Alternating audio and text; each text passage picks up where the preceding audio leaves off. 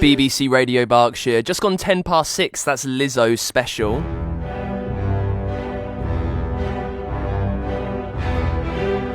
It's the Apprentice final tonight. Marnie and Rochelle go head-to-head to become Lord Sugar's new business partner and win his £250,000 investment.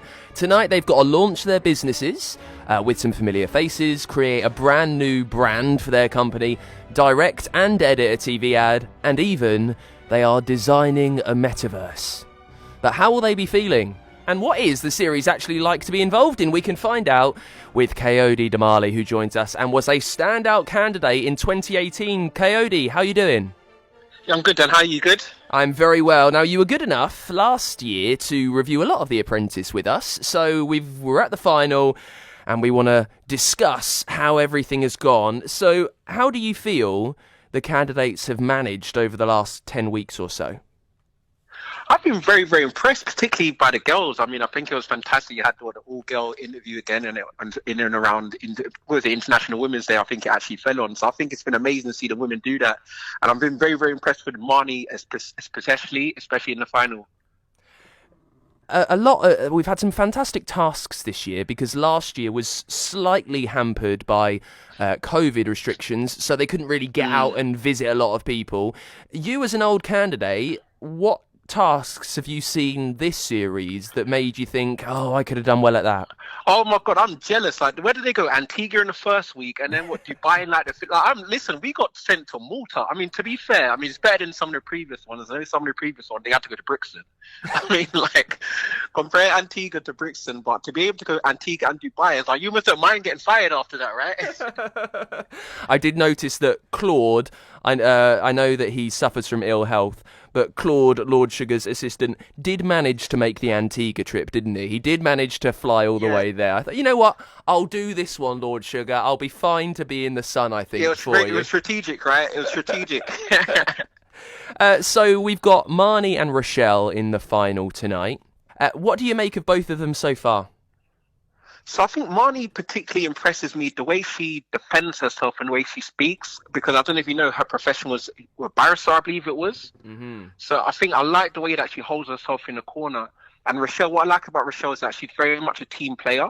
Like, I think every team we've seen Rochelle in, she's very much working with the team. I think I would love to work with her. I feel like she'd be fun to work with. So Marnie wants to make a new boxing gym that stretches across the country, and Rochelle is doing hairstyling, I think is what she wants to do. Yeah. I always think that these must be so tough to do for the final. In the last episode, you have to make your business. How are you making a boxing gym? How are you making a hairstyling?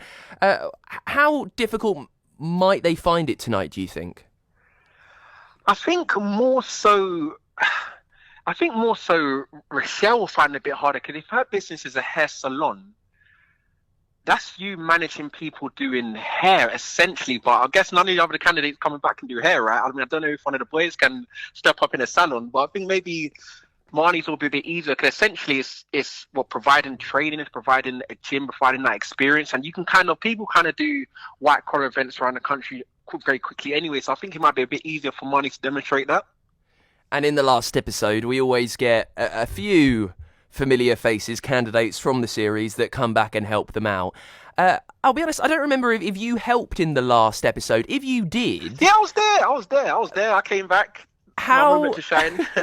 How much different an experience was it helping someone out, knowing that, well, you've been fired, so you've got no real skin in the game, but you just want them to do well? What was that like? I think the more thing was interesting, the fact that you got fired and you went back into the real world, quote unquote, then you came back into the apprentice bubble. It felt weird. Like, imagine, it's going to sound bad, imagine you've been in prison, but then you had day release and then you come back into the prison again. It was kind of like that. So I think it was very interesting. I had to help out Camilla in the final. And I think it was, you just want to be on the winning team again. You'd rather, I mean, unfortunately, she didn't win in the final against Sean. But you kind of just want to do the best for them, like, even though you were competing with them throughout the last 12 weeks.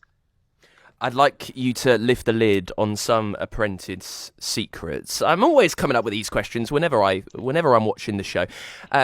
How long does it take to film all in? So it's stretched over 12 weeks here. How long do you remember being part of that process, being in the house? To be fair, it's like a blur because you don't have any clocks, you don't have any phones, you don't have any. The only means I realised what date it was one time we walked into the gym and we walked past Sainsbury's and I saw the newspaper. I was like, oh, is that what day it is? You don't even know if it's a Monday or a Sunday. It's just a complete blur. But it generally is the time given. So I think sometimes you might have tasks you might do 2 tasks in 1 week, for example. You might be 3 days on a task and a day off, and then the 3 days again, making up the 7.